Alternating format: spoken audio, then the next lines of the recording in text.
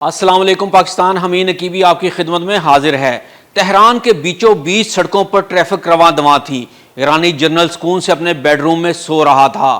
Radars خاموش تھے، air defence مکمل طور پر چپ اور پورا ملک گہری نیند میں۔ لیکن اسی لمحے ایران کے دارالحکومت تہران میں موساد کا خفیہ ڈرون بیس ایک مہلک حملے کی تیاری مکمل کر چکا تھا۔ جی ہاں، یہ لمحہ فکریہ ہے کہ موساد کا نیٹ ورک کس حد تک مضبوط ہے کہ ایران کے دارالحکومت میں ہی موساد اسرائیلی ڈرون تیار کر رہا تھا۔ پھر جب پورا شہر سو رہا تھا تو اچانک سے ڈرون حملہ شروع ہوا۔ یہ ڈرون اسرائیل سے نہیں بلکہ ایران کے اندر سے ہی اڑتے تھے۔ شہری عمارتوں، بند گاڑیوں اور گھروں سے ریموٹ طریقے سے اڑائے جاتے تھے اور نشانہ بناتے تھے ایران کے S-300 لانچر، فضائی دفاعی ریڈارز، میزائل سائٹس کو۔ یعنی ایران کے اندر ہی دشمن موجود تھا۔ اور پھر ایک بیڈ روم میں میزائل آ کر جنرل کو شہید کر گیا، جیسے کسی نے اندر بیٹھ کر لوکیشن دی ہو۔ اس کے علاوہ 2 مزید جنرلز اور 6 قیمتی سائنسدان کامیابی سے نشانہ بنائے گئے۔ 13 جون کا اسرائیلی حملہ صرف ایک حملہ نہیں تھا،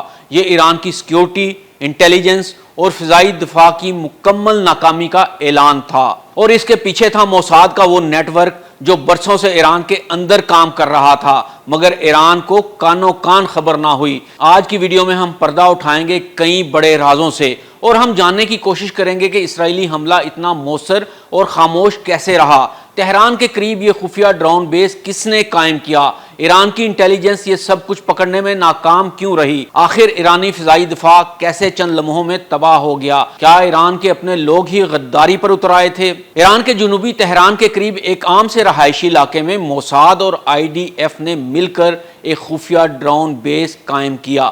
یہ بیس کسی فوجی کمپاؤنڈ میں نہیں بلکہ عام شہری عمارتوں، بند گاڑیوں اور دکانوں کے اندر قائم تھا تاکہ کوئی شک نہ ہو۔ اور پھر ان علاقوں سے ہی اسرائیل کے دھماکہ دار کاماکازی ڈرونز ریموٹ طریقے سے اسفجا آباد کے میزائل لانچرز اور SAM بیٹریز پر فائر کیے گئے اور یہاں سے ہی تہران میں موجود ایران کے ایئر ڈیفنس ریڈار پر بھی خودکش ڈرون حملے ہوئے اور یہ تمام سسٹم ناکارہ بنا دیے گئے۔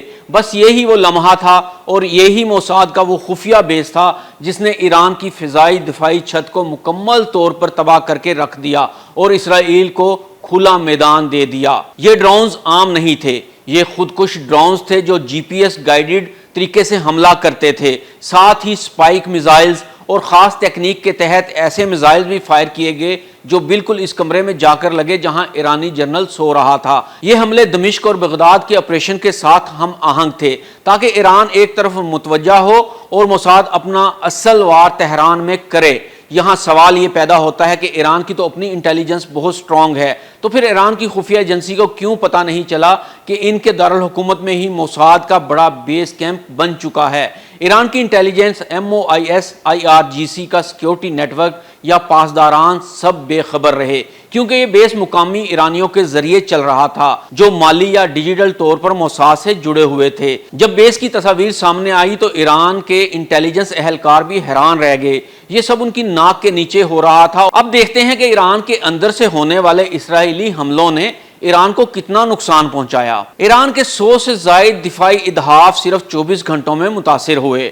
S-300 لانچر اور surface to surface missile sites اور SAM بیٹریز اور اہم ریڈارز تباہ کیے گئے۔ ایرانی ایئر ڈیفنس نیٹ ورک اس قدر کمزور بنا دیا گیا کہ اسرائیل کے حملے کسی رکاوٹ کے بغیر مکمل ہو گئے۔ حملوں کے بعد اسرائیل نے اس خفیہ بیس کو یا تو فوری ختم کر دیا یا اسے مکمل غائب کر دیا۔ ایران کو کوئی گرفتاری، کوئی ملبہ، کوئی ثبوت نہ مل سکا۔ یہ اسٹیلتھ آپریشن اتنا شفاف تھا کہ ایران اب تک سمجھنے سے قاصر ہے کہ ہوا کیا ہے۔ موساد کے انٹیلیجنس اور کیمپس کا کسی بھی ملک کے دارالحکومت میں موجود ہونا دیگر اسلامی ممالک کے لیے بھی لمحہ فکریہ بن چکا ہے، جو یہ سوچنے پر مجبور کرتا ہے کہ کیا یہ دیگر ممالک میں بھی موساد کے نیٹ ورک ایسے ہی تو موجود نہیں ہیں۔ 13 جون کے حملے نے دنیا کو دکھا دیا کہ جنگ صرف ہتھیاروں سے نہیں، معلومات اور حکمت عملی سے جیتی جاتی ہے۔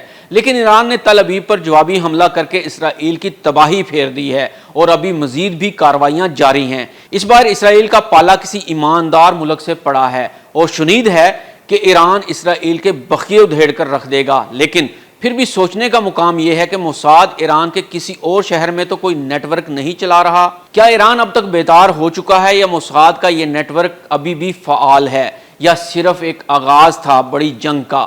آپ کی رائے ہمارے لیے بہت اہم ہے، کمنٹس میں ضرور بتائیے گا۔ حمید نقیبی کو اجازت دیجیے، اللہ حافظ۔